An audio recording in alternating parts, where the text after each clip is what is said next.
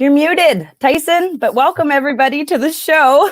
That is rookie mistake number 1 right there. Yeah, it's Muted. Don't do it. It happens. We can roll with it. How are you doing tonight? I'm doing very well. How are you? Good. I'm excited. I'm excited for this one.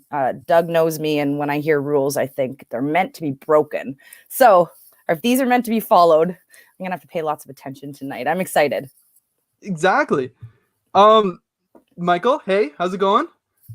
Hey. So one question I want to ask everyone in the chat right now is, if you guys, as always, we always do this. If you guys have been here before, put a number 2. We love to welcome everyone back.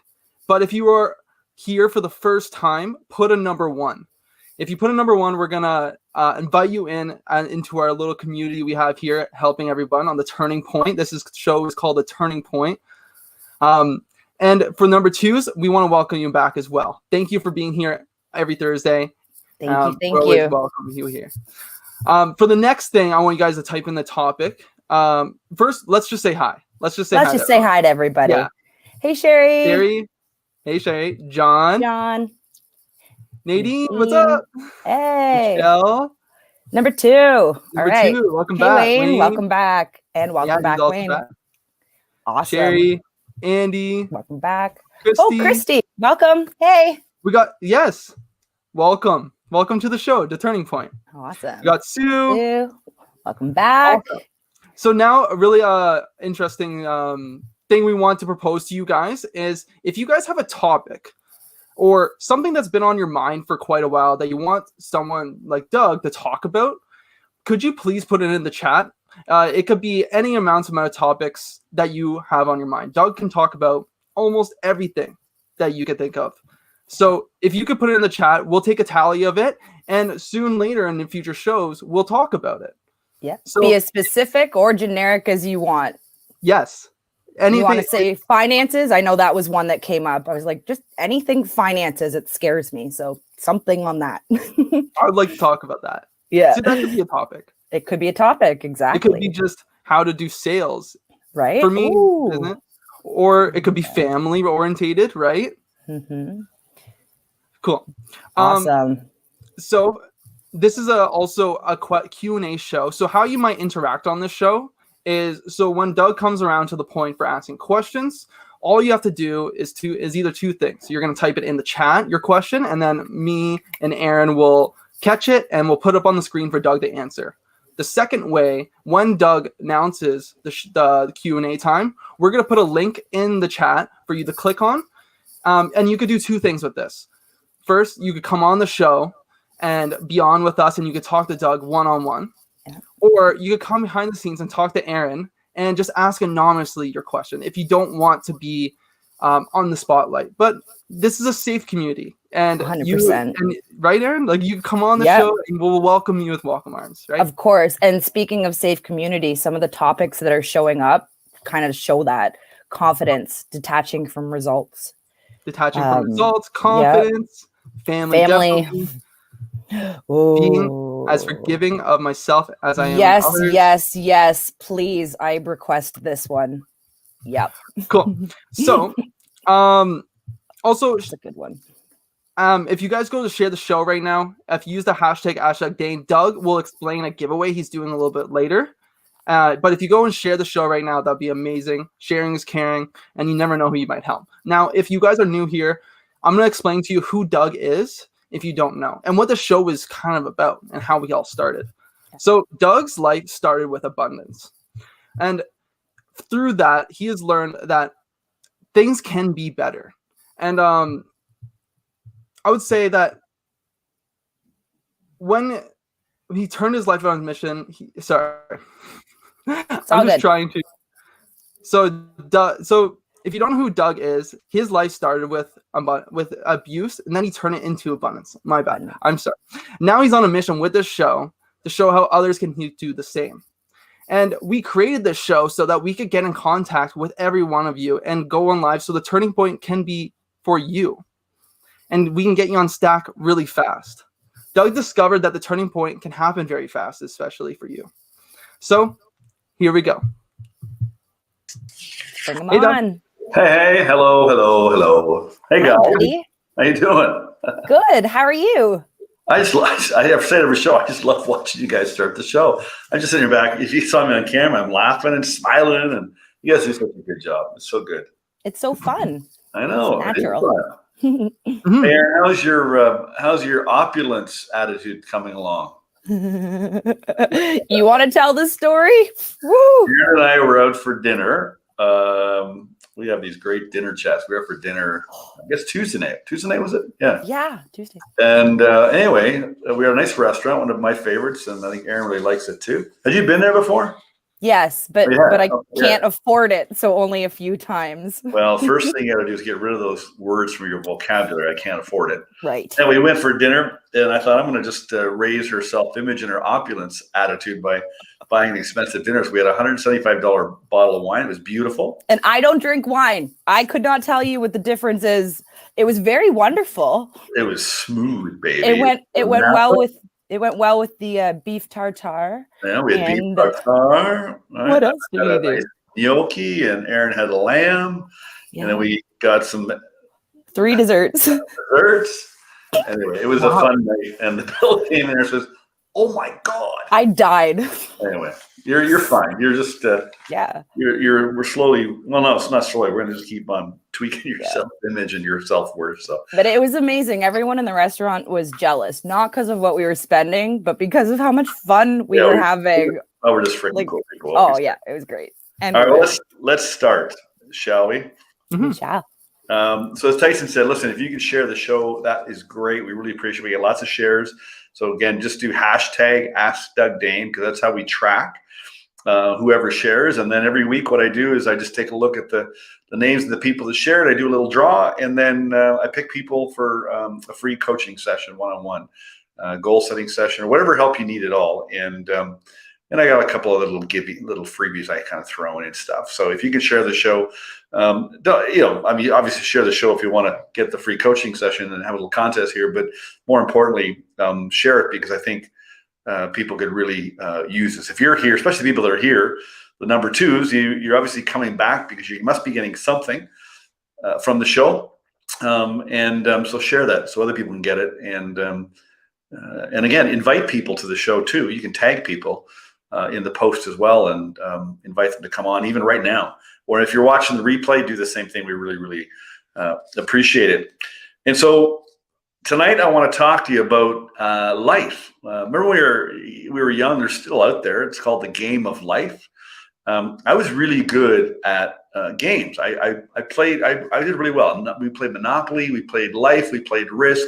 These are, games that go way, way back.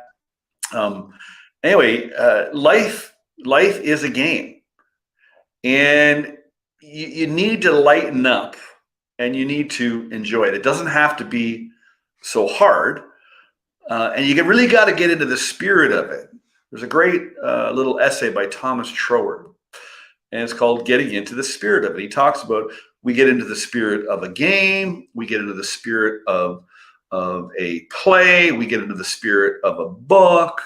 Right. And so you got to get into the spirit of this game of life. Like any game, just get into the spirit. If you play sport, you know what I'm talking about. You get into the spirit of your sport. We've got to get into the spirit of life, because life does operate by precise laws. And it is a game, and it should be fun. It's not easy all the time, but it's your perspective that you're making it so difficult for yourself. And I don't care where you are. I don't care what level you are in life. It doesn't really matter what your results are right now, because that's all relative as well. There's lots of people in the world that are doing a hell of a lot worse than you are. So if you need a bit of a reality check, then check yourself against somebody else that's not doing as well, and that'll give you a bit better perspective that life's not so bad. So there are rules. And like in any game, if you know the rules and understand the game, then you can become a winner. And so what I'm going to do tonight, I'm going to try to give you 6 simple rules I made up that you can follow. So grab a pen and a piece of paper so you can jot this down. And I'm going to give you some steps that you can take where you can start enjoying your life and become a winner too. So the first thing I want to do is I want to read you this little article, and it's an article inside the goal achieving course that I take my clients through, Thinking of Results. This is from lesson 4, where we really get you into understanding really, how your thinking works and why it's causing the results you're getting or why you're not doing what you want to be doing. Anyway, this is called Rules for Being Human. I just thought it's perfect for tonight, so I want to read it real fast. And we'll get you this in PDF if you want it as well. So the following is written by an unknown author. However, it contains some timeless jewels of information that are worth passing on. It's titled The Rules for Being Human. You will receive a body. You may like it or hate it, but it will be yours for this time around. You'll learn lessons. You are enrolled in a full-time informal school called life.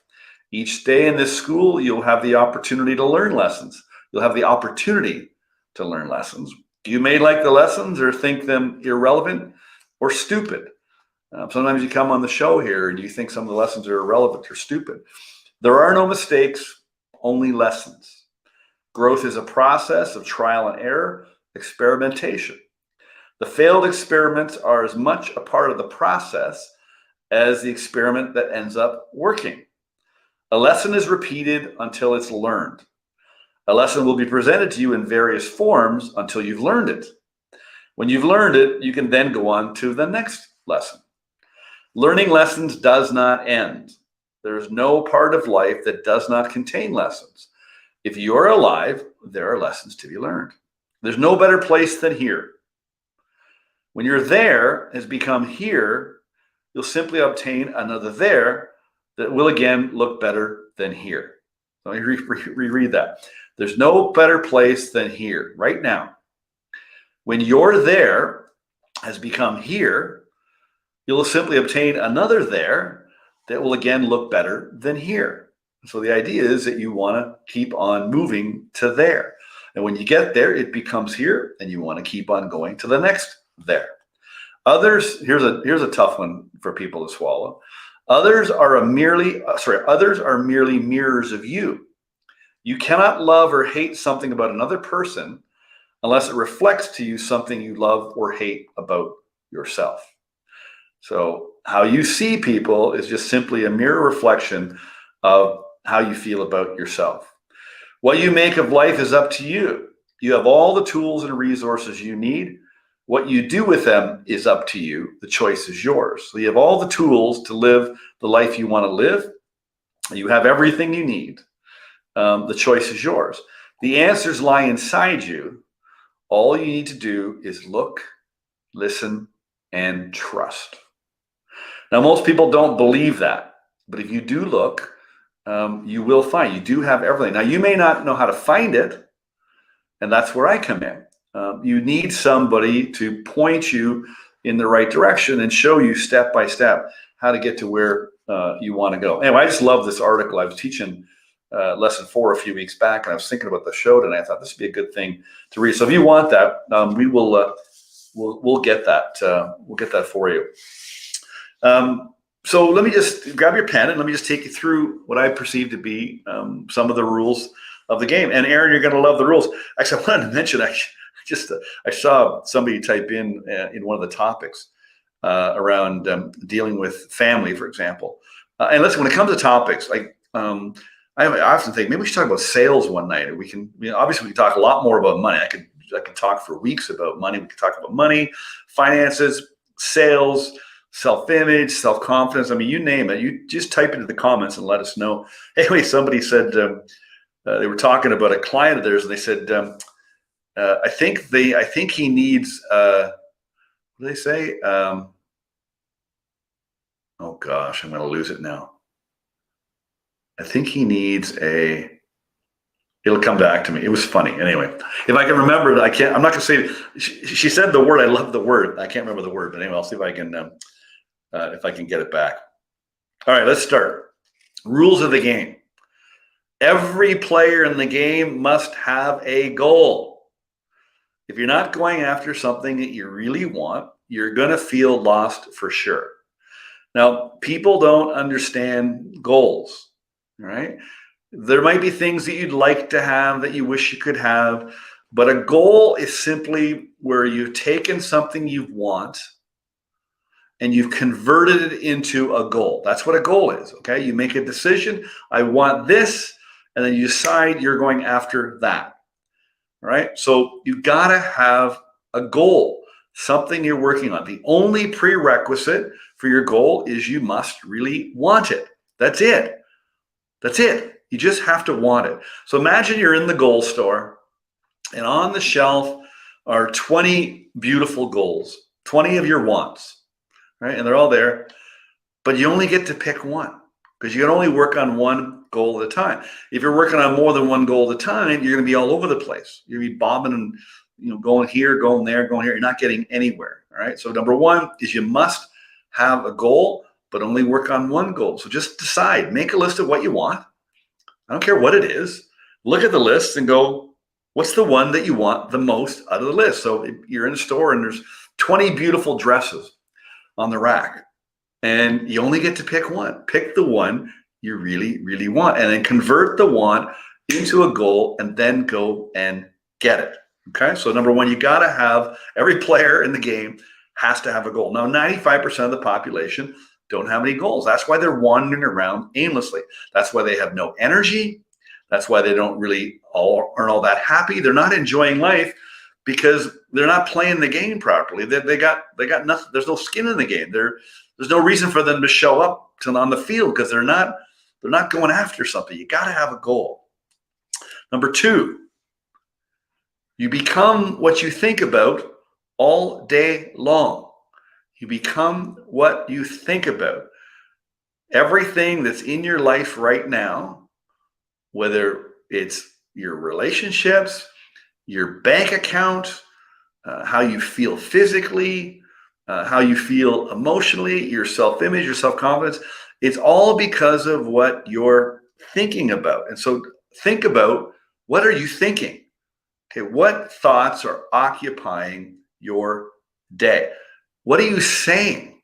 Like, pay attention to what you're saying. What stories are you telling? I was talking to somebody earlier today, and they wanted to tell me the story. I said, you don't need to tell the story. Just like, I'm just doing all those.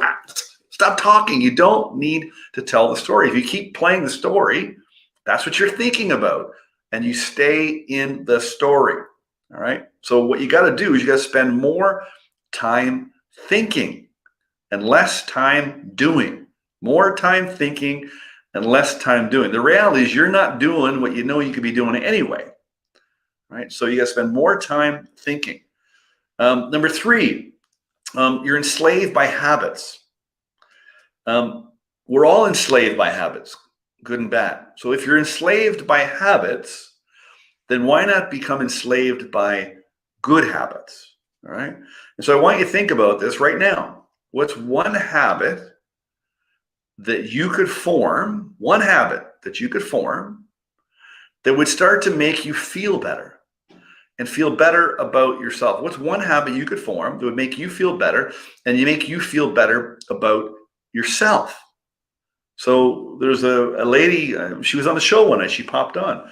Heather, actually, I'm not sure what day she's on, but she's passed 90 days in a row of every day she wanted to get out and she wanted to listen to something to fill her mind and go for a nice long walk in nature. And very, very quickly, and it didn't take very long, probably within the first week, man, oh man, she was feeling better. Well, guess what? When you're feeling better, then all kinds of good things start to happen around you because you are a magnet, right? This body that you're walking around in, it is a magnet, and you magnetize to yourself all kinds of things based on what you're thinking and what you're feeling. And so what's one habit that you can form that will make you feel better and also make you feel good about you? And it doesn't have to be a big deal. Like, it's just one little simple habit. Like Heather's case, she just started walking every day. Very, very simple, not hard to start, not hard to keep up, very, very simple. But what it does is it builds momentum and it builds up confidence. And it makes you feel better because you're knocking out a habit. Like you're making things happen. You're accomplishing something. rather than sitting on the couch whining and bitching and complaining and giving yourself a hard time that you can't form good habits.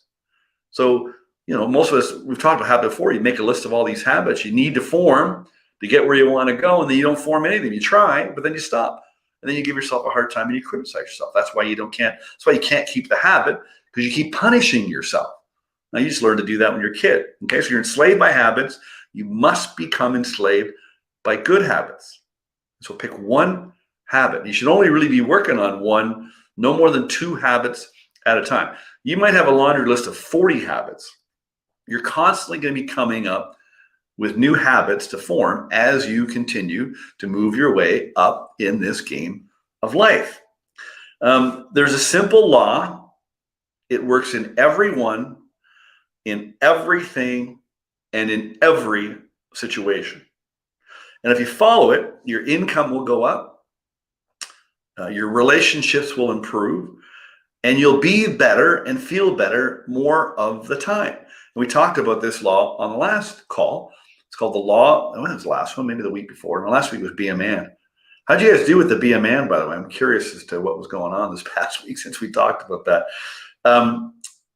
This simple law works in everyone, everything, and every situation. If you follow it, your income will go up, your relationships will be better, and you'll be better more of the time, and you'll feel better.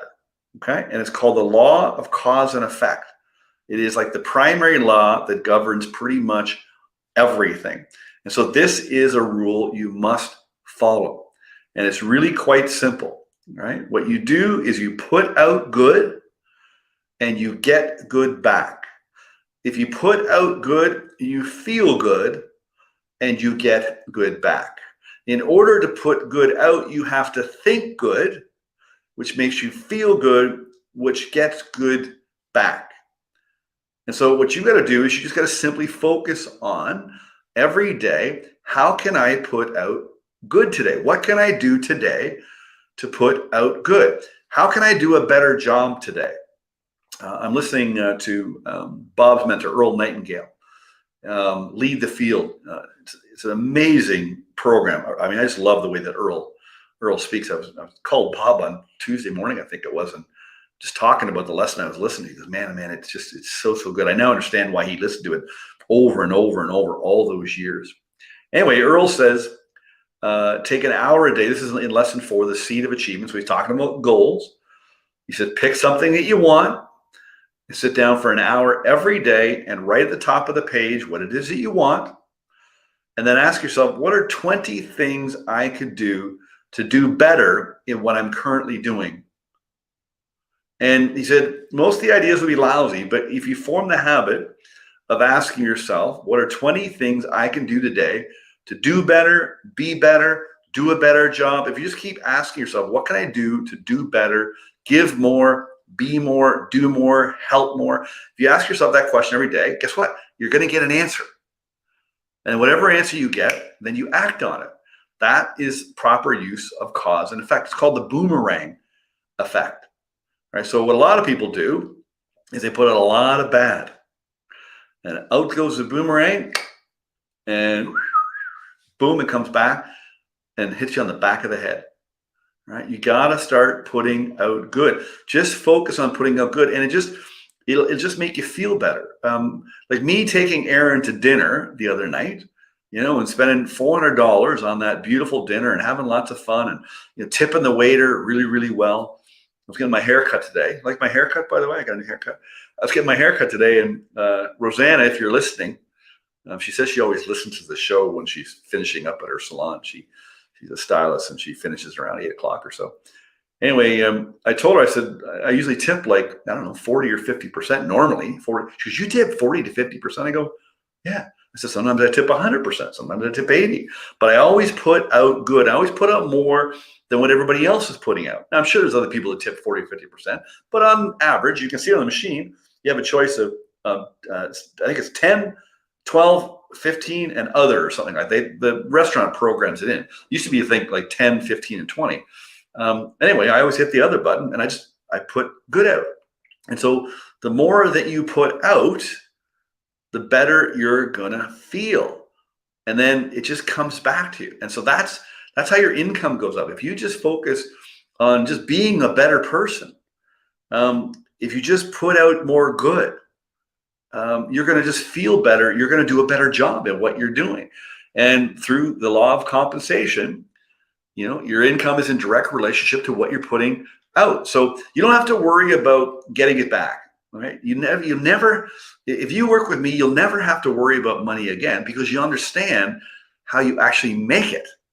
Okay. I don't ever worry about earning money anymore, because I now understand all I got to do is just keep putting out good, keep putting out good, keep putting out good.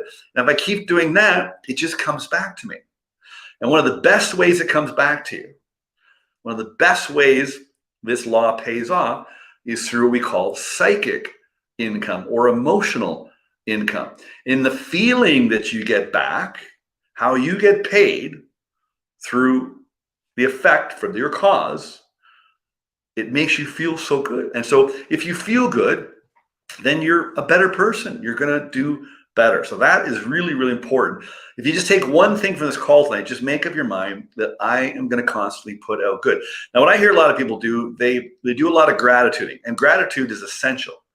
All right. So gratitude is probably the first thing you need to do is, tune your mind, get your mind straight.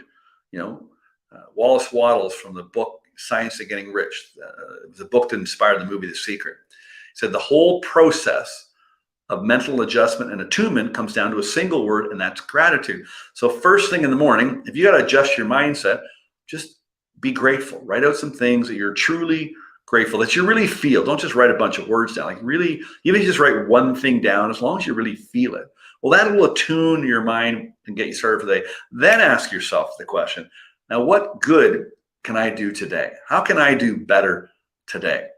And then just take one of those ideas and just act on it every single day. Just form the habit of following that law, and everything will change. Like I said, it's working now.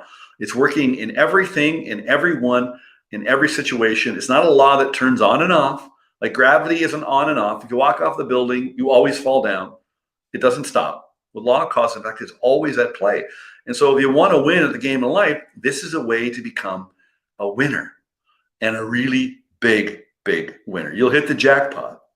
Number 5, force negates. Stop trying to force shit. You're trying way too hard, and it's putting stress on you. It's putting stress on your mind. It's putting stress on your emotions. It's putting stress on your physical body, and it's showing up in the form of anxiety, depression. Stop trying so hard. If you force it, the universe just pushes back. So the key is, number 1, you got to spend more time relaxing. If you spend more time relaxing and thinking about what it is you want, you will get the answers. But very few of us do that. And you got to train yourself. It's in the beginning for some. It's kind of a difficult habit to form, but you got to train yourself to do that. And if you do it, it's not hard to train yourself. It just takes a bit of repetition. And so I figure if you're going to work so hard, why not work hard at thinking and spend more time actually doing some thinking? And lastly, there's 3 enemies you must clear out. And I always take this from this book, Think and Grow Rich by Napoleon Hill. It's the last chapter. It's called How to Outwit the 6 Ghosts of Fear. He says, take inventory of yourself as you read this closing chapter and find out how many of the ghosts are standing in your way. And he lists the 6 basic fears. He said there's all kinds of fears, but they always boil down to these 6. There are 6 fears which with some combination of which every human suffers at one time or another. And it's the fear of poverty, the fear of criticism, the fear of ill health, the fear of loss of love, the fear of old age, and the fear of death. But the top of the list is the fear of criticism, and then the fear of poverty. And so that is a real problem. And so he says here, before you put any portion of this philosophy into successful use, so whether you're studying the philosophy that's in this book, or if you let me help you, if you're working with me and I'm taking you through the system that Bob Proctor, who mentored me, put together, and it really is a step-by-step system. He basically studied this book for 60 years. He put what he learned from this into his own system or philosophy. And so Hill says, before you put any portion of this philosophy into successful use, your mind must be prepared to receive it. The preparation's not difficult. It begins with study, analysis, and understanding of 3 enemies you must clear out. These are indecision, doubt, and fear. You've got to get rid of these 3 enemies. And one of the biggest problems that most of us face, that you are probably facing, is you procrastinate. You put shit off.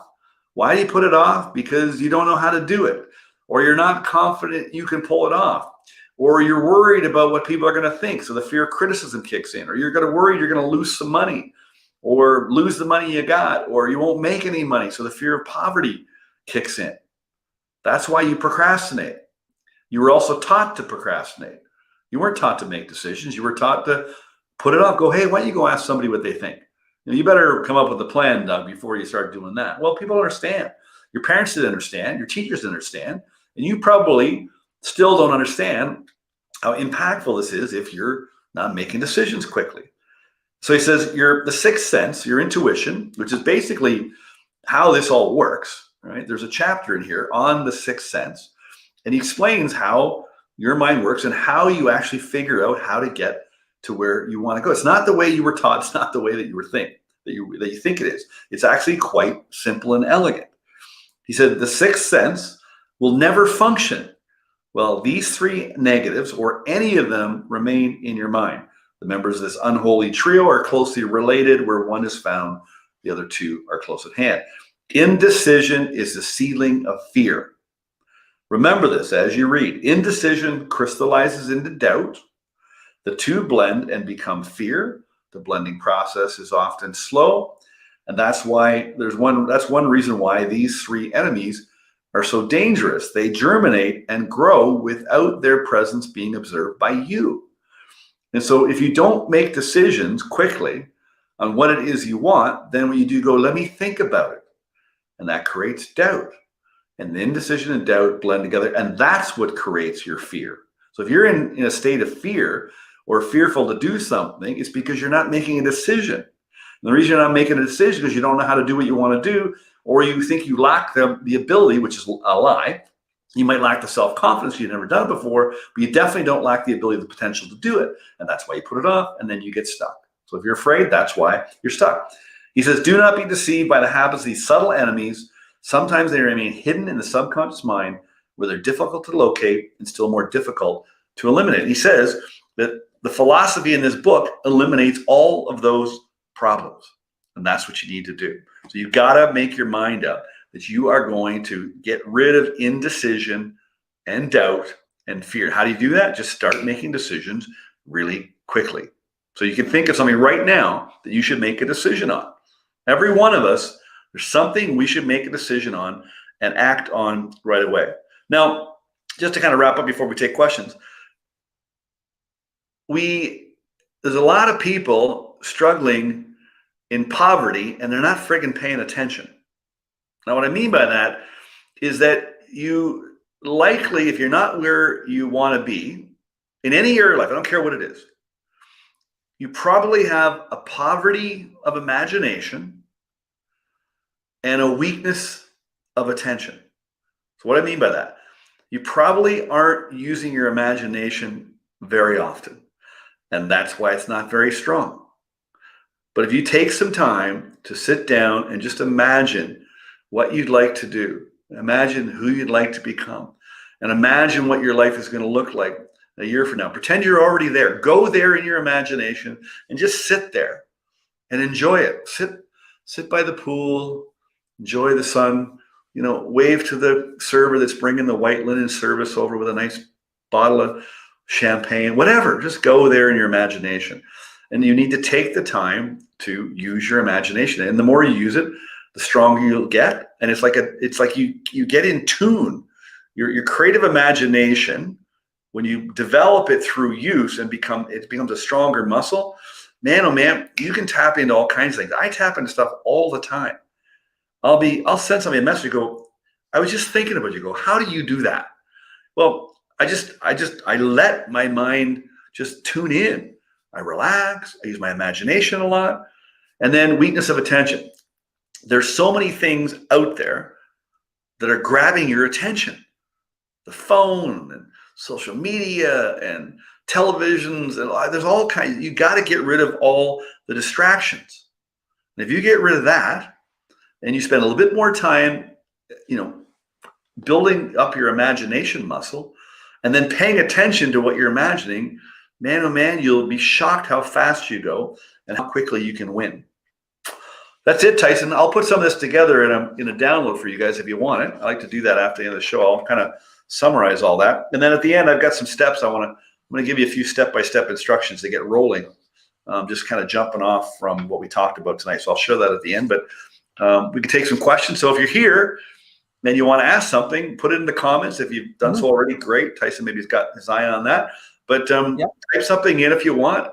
If you want to talk to me, don't be afraid.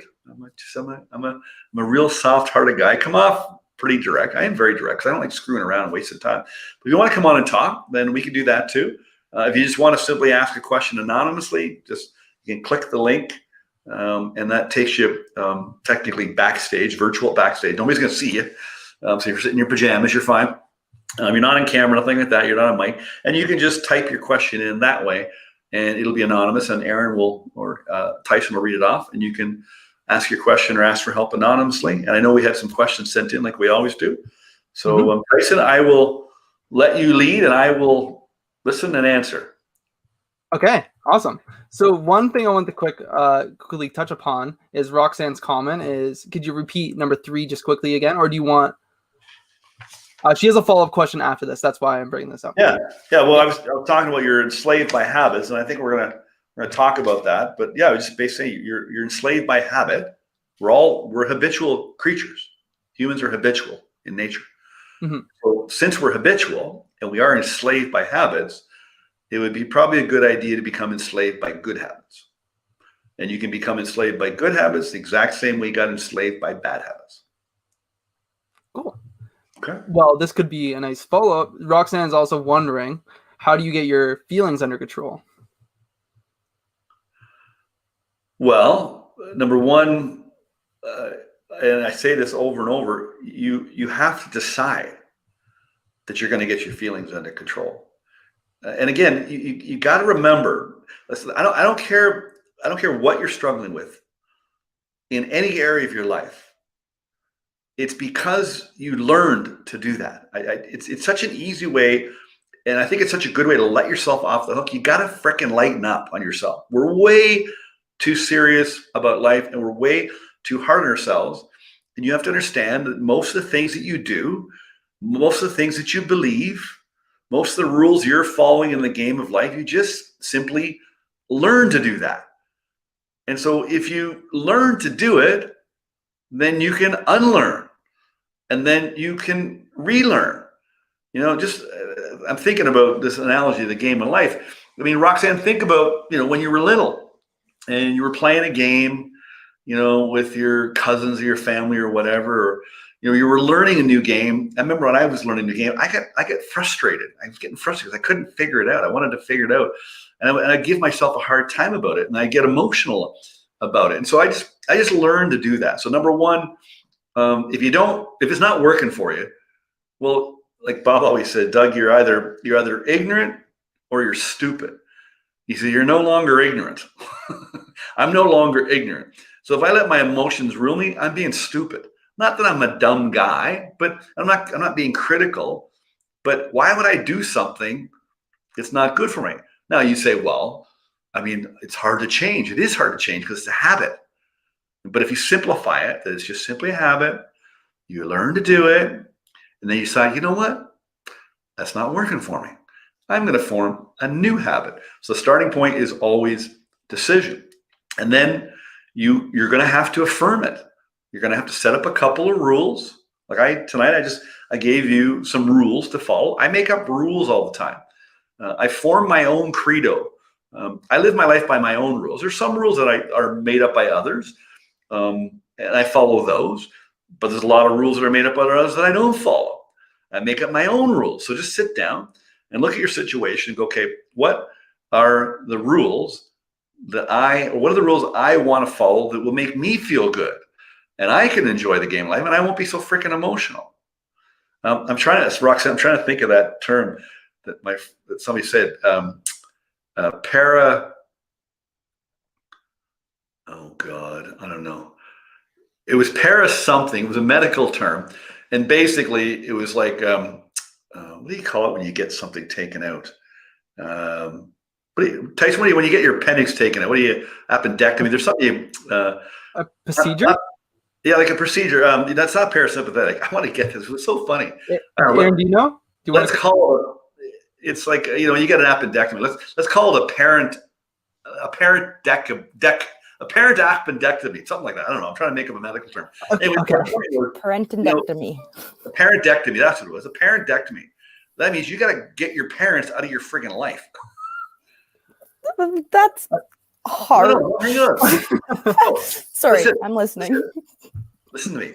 This person was really struggling with what their parents were thinking about them.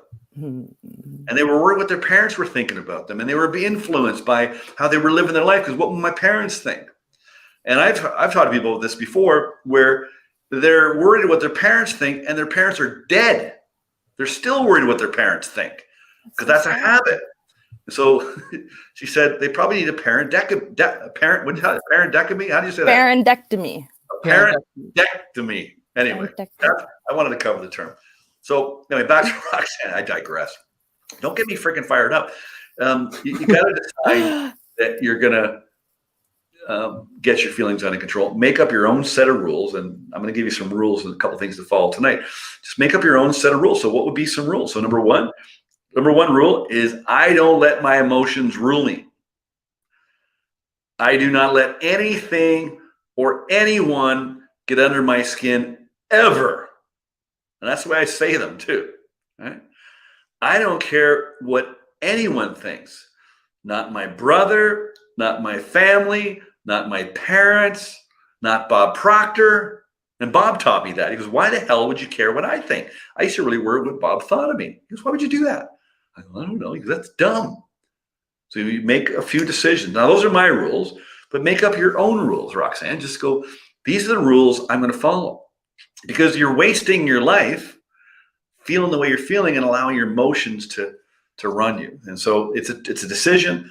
It's a choice. You got to repeat it and affirm it. You got to keep drilling, just like your kids. Roxanne's got kids, and you had to drill in some rules into their heads to, make sure, they were set up that life was good and they weren't going to get hurt, and, the family, the house runs smoothly, all that stuff. So. With a follow-up question to the habit into that, Michelle, she's wondering what a good habit would be to replace the bad habit of procrastination. Well, so the opposite of procrastination, of course, is making decisions. I think what you got to do, as I said earlier, I think we want to become good at forming habits. I'm really good at forming habits now. I wasn't always, but I'm really good now. And if I want something to change or I want to improve something, I can form a habit fairly quickly. Now, you have to want what you want bad enough in order to form the habit.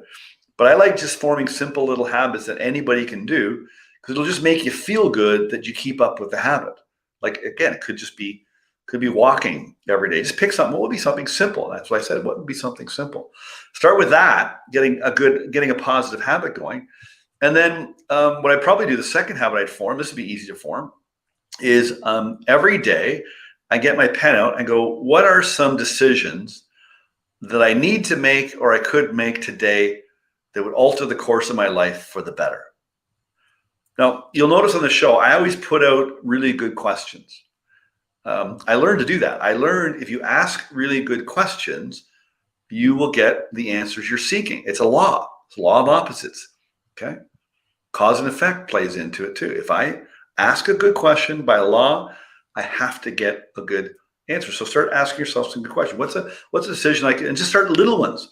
Little ones. I was walking with my friend Jay. I don't know if he's watching tonight, but we have a walk every once in a while. And we have these beautiful conversations, and he started something. One when I met him, and he tells the do one thing story. I said, Jay, just do one thing today. Send an email, make a phone call, text a message, just do one thing every day. And that got him moving and got him going. And now he's got this beautiful business, making a huge impact all over the place. And it's only getting bigger and bigger and better. So just little things, Michelle, just take one little decision every day and just start making decisions and acting on them. You're already doing it anyway. You're making decisions now, but you're putting off probably the bigger ones, but understand what the cause of that. So if you understand the cause of procrastination, it's generally two things, all right? So it's either a lack of self-confidence, or you might have like an inferiority complex. You might not think you're good enough or you deserve it, okay? So that's generally one of the sources, inferiority or lack of self-confidence.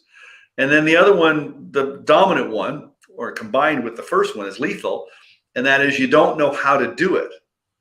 And so then you think about how to do it, but you never get the answers of how to do something you've never done before until you make a decision and you start moving towards it. Then the how shows up. Now that's just understanding. And you got to understand this to a point where it's at an emotional level where you agree with it, where like I was listening to Earl Nightingale again. He was talking about cause and effect on one of the lessons. He said, when you talk about cause and effect, and as I explained it, you all got it. Like there's nothing I said there that was rocket science. You all understand it. But do you understand it at an emotional level? Do you accept the idea, accept it where you believe it to be true? And if you believe it, it must be true. So I just start making some decisions a little bit and form a little habit that's easy to form. And that'll give you momentum and confidence and strength. But just remember, your procrastination is lack of self-confidence, or you don't know how to do it. And that causes you to think about it. And you were taught to do that, by the way. You should go think about it, Michelle. Amazing, Doug. So a question from Emma. Bob Austin speaks about improving our memory and has many resources that just help. Well, has Bob ever given you a book for your memory? Yeah, he always talks about the book, the memory book is what it's called, the memory book by Jerry Lucas and Harry Lorraine. And I didn't read it. I've got a really strong memory, so I didn't really need to improve my memory. But it's if you need to improve your memory, you got a strong memory. You just need to strengthen it. That's the book right there. There you go. You got the spelling right. Harry Lorraine and Jerry Lucas. Anyway, he just teaches you different methods, of how to memorize stuff. So we think in pictures, and so you can use one thing called ridiculous association. So if I, one way of remembering names, for example, is I'll look at somebody and I'll say their name under my voice. I'll say Emma, and I'll do something silly with, Emma. Maybe Emma's got a big red hat on or something. I'll just make some ridiculous association to her and her name. And so that's one method he teaches. But I've learned to strengthen my memory by being a great listener. It's really easy it's really easy to remember shit when you're listening to understand. And that's a really simple way to lock stuff. It's amazing how strong my memory is, but I develop it. But grab that book if you have a need for improvement on memory. What else, Tyson? So, by Ray, I'm currently dealing with envy. My friend has money and luxury items, and while things are better for me, I still lack money, and I learned recently I have a lack mentality. So I never thought I could have luxury items. What can I do about this? What affirmations or what can I say to myself to help with this? Well, you got to drop the envy thing for sure. Because what you're basically saying, you're breaking another law or breaking another rule. By you being envious of somebody else, you're basically saying that they're better than you or they're doing better than you. Well, that's not true. They're not better than you. And by you stating that somebody's doing better than you or better than you and they deserve, you don't, well, what you're doing is you're saying that you're inferior to them which therefore means you're saying that you're superior to somebody else, and you're not. Like, I'm no better than you, Ray, and you're no better than me. Now, we might be getting different results in our life, but that doesn't make us better. So drop the envy thing right away and just make up your mind. Go, screw that. And why the hell would you want to, like, envy is not a great emotion. Like, anybody that's carrying negative emotions, you got to get rid of that shit. And it's quite simply a decision. So that's the first thing. Okay. I was going to talk about it in kind of the wrap up here, but one of the hardest things to do early on is to hold your imagination and your attention on what you want in spite of what's going on around you. Okay. Number one, if you're on social media, get the hell off social media. If any of you are doing this through stories or that through posts, and you're looking at people's lives, you're losing the game of life. I don't even care how well you're doing. If you're doing really well, you're still not winning like you could be winning. Okay. Social media is a place of dis-ease. And everybody's out there saying, hey, look at me. People in my marketing company, they go, Doug, we want you on social media. Mark, go, not bad. I don't want to be on social media. Why the hell would I want to be on social media? Well, people want to see you. And I was gonna take a picture. You know those pictures people do like this, and they do the pose. I was gonna do a pose like that and put it on Facebook. Go, why the hell do people do that? I don't understand why people do that. And they got the pose on, and they got something skimpy on her. Guys got their shirts off, showing off their abs or whatever. I don't get that shit. Anyway, Ray, dump the envy, get off social media. And what you've got to do, as I said earlier, is what you've got to practice doing. And it feels really hard when you start. It's very hard to do.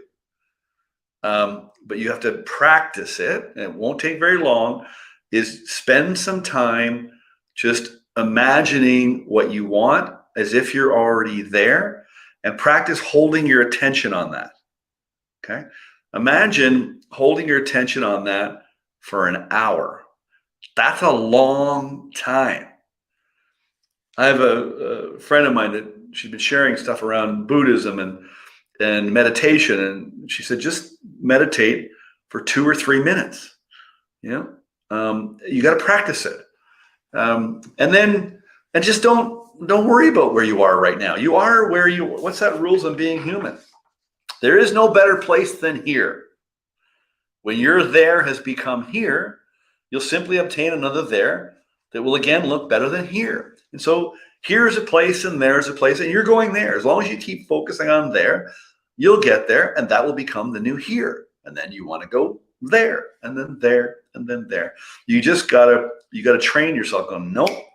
And that's, if you understand these rules and how this all works, you won't break the rules. That's the key. Like the game of life, any game, if you want to win, you got to play by the rules. Now you could cheat, but you're going to get caught and you're going to get hurt, right? But if you play by the rules, you're going to win. You're going to do well. It's going to be fun. It's going to be easy. And so when you're envious and you're comparing yourself to other people, and you also probably have a self-image problem, I think you probably don't deserve that. Erin and I were talking about that at dinner. The expensive dinner is that she's got to work on accepting the idea that she does deserve good. She does deserve more. We all deserve an abundant life. So those are some things you got to work on. With keeping something in focus, like you're saying, right? With the will. Yeah. Sandy actually has a question. She has a lot of goals. So should she do one at one time, like you're saying? Or one of her goals is weight loss, right? So should I just focus on that and move on later after I hit that goal? Well, if you're going to have more than one goal, so Sandy's working on releasing weight, that's one goal. If you're going to have another goal, make sure it's not taking you in different directions. Okay. If you're going to work on 2 goals at the same time, make sure you can work on 2 goals at the same time. Now, I would chunk it out. I'd block it off. So, obviously, quite simply, you block your time and for your exercise or for your gym or for your meditation, whatever things you need to help your body release the weight. And then say you're working on a sales goal. Maybe you're in sales and you want to increase your sales or your income. That might be another goal. Well, those goals you can run at the same time.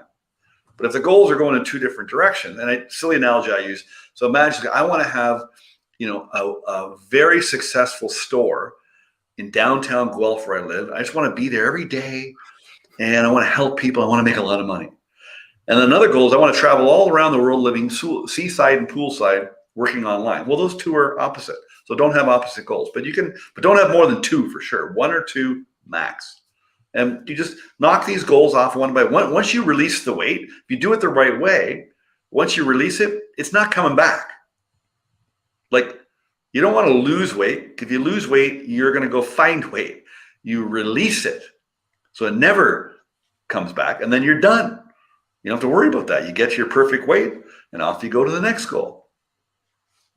All right, Tyson, let me give a little bit of follow-up here before we wrap up. I'd like to kind of end on time for people. We stayed a little bit late last time, but I guess I like finishing at 9, just say for the people that are watching the replay, they see the replay is like 4 hours long. They might never start it.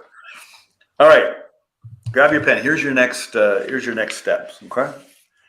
Number 1, head to the goal store and make a decision. Head to the goals. Write this down exactly what I said. Head to the goal store and make a decision. And do it tonight.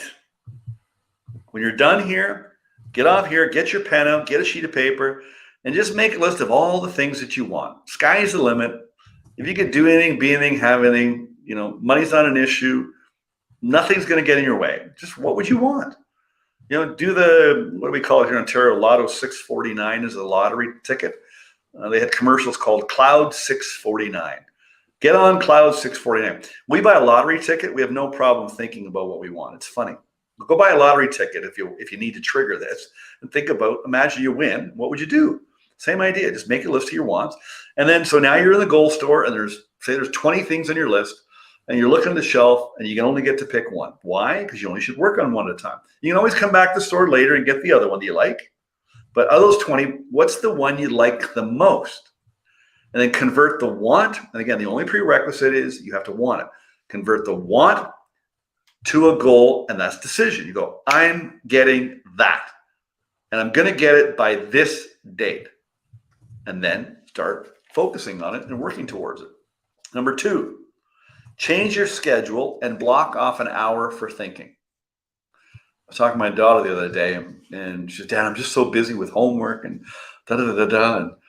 And I know she's busy with homework, but I know she's busy with other stuff because she showed me some things she was working on. Man, oh man, it was so cool. She's into all kinds of these cool things now. And she had this beautiful journal she made up, and it took her hours. She's got lots of time. It's what she's doing with her time. What are you doing with your time? Look at and literally put it, I've got everything in my phone, everything in my calendar, personal, business, everything.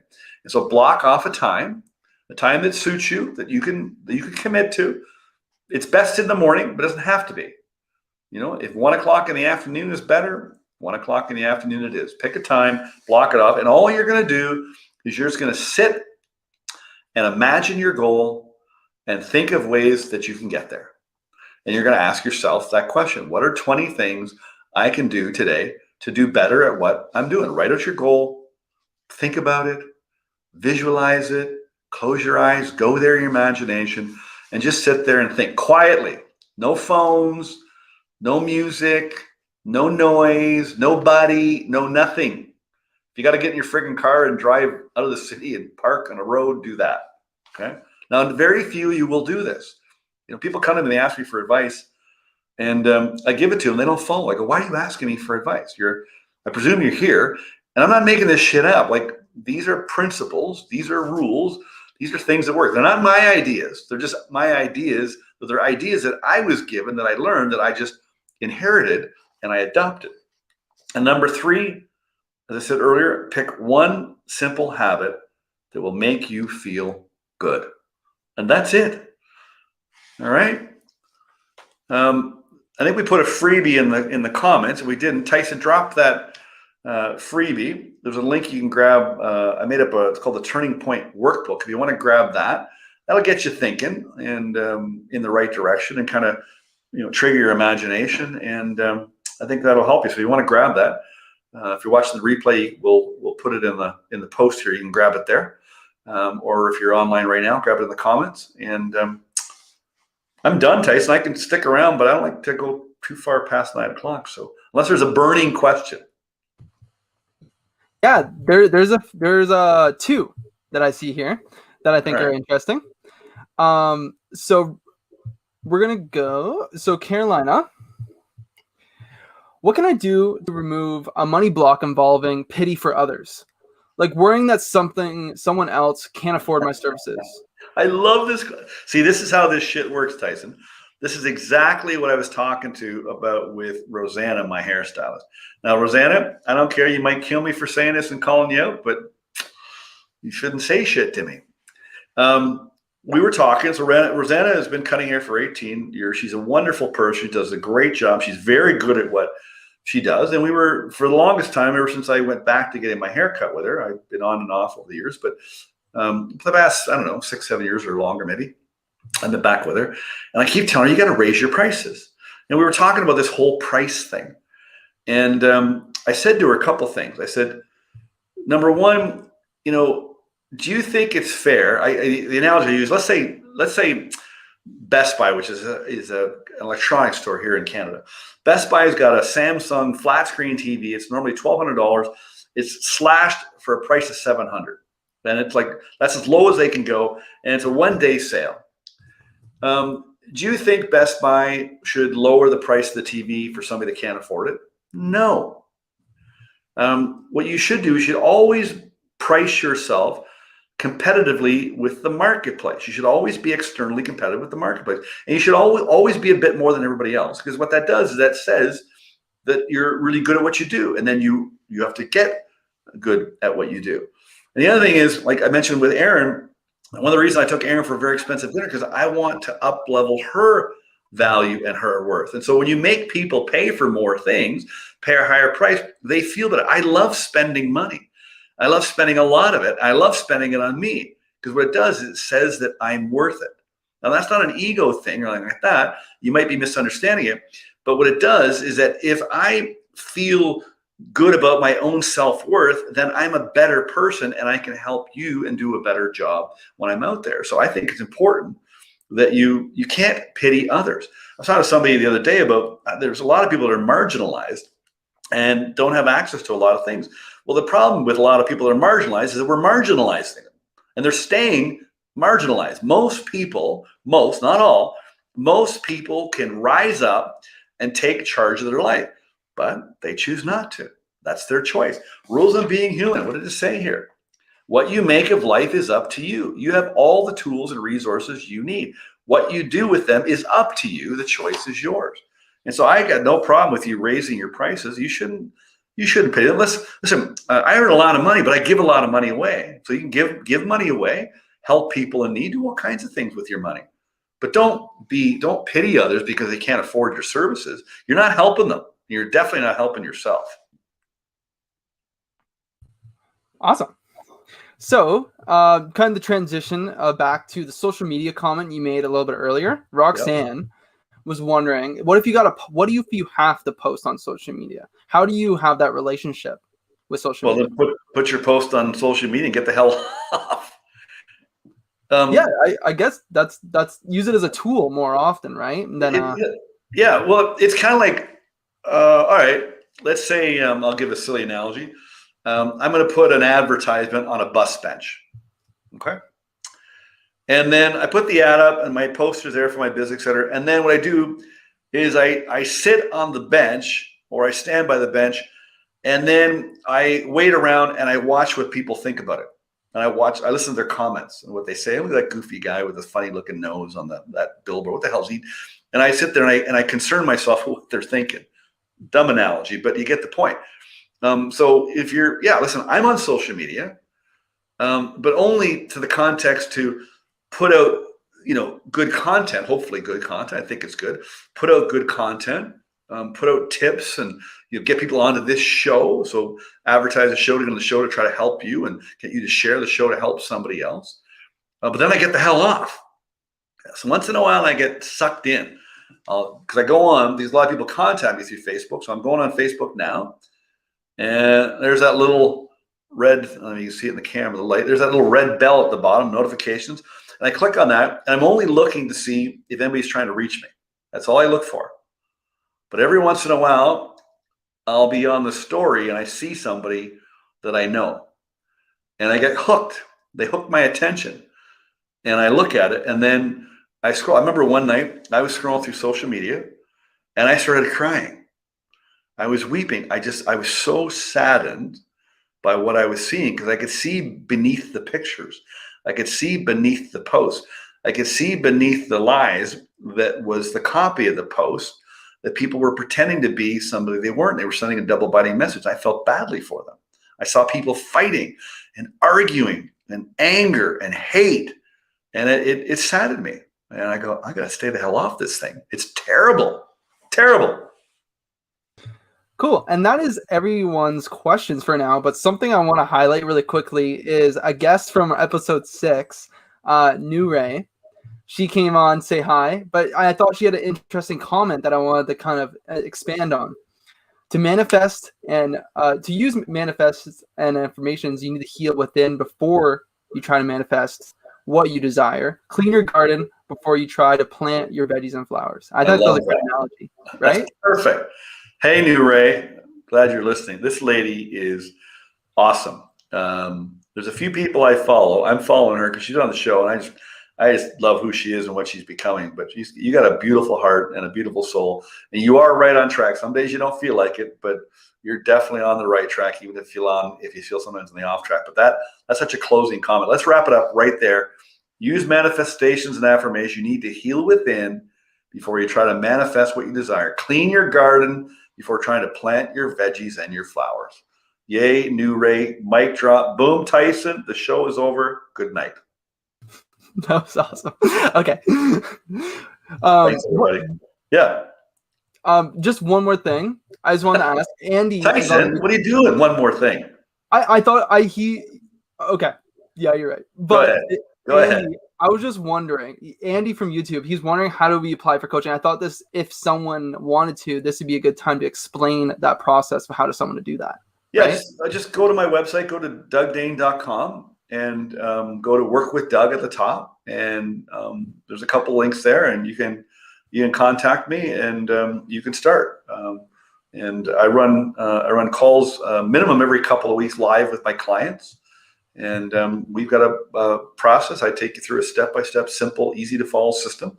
Anybody can follow it, and I just lead you through that. And then we get on live with calls, and you'll meet some amazing people, and things will start to change very, very quickly. So go to dougdane.com, go to work with Doug, and you can start whenever you want. Awesome. That was a great show. Aaron, how you doing? That was a lot of info, but I'm good. I'm waiting for the show where you just put me on the hot seat. I know that's coming. So yeah, you know what, Tyson? Aaron said that at dinner. She goes, "I wonder what Doug's going to put me or Tyson on the hot seat." I thought that would be actually kind of fun. You know it's coming. I'm surprised you've waited. Yeah, you know what? That might be the show coming up, the hot seat show with Tyson and Aaron. All right, we better go. That's Thanks for interesting. coming on. I appreciate you. Thank you. Share the show. Bye, everyone. See you. Goodbye. Bye.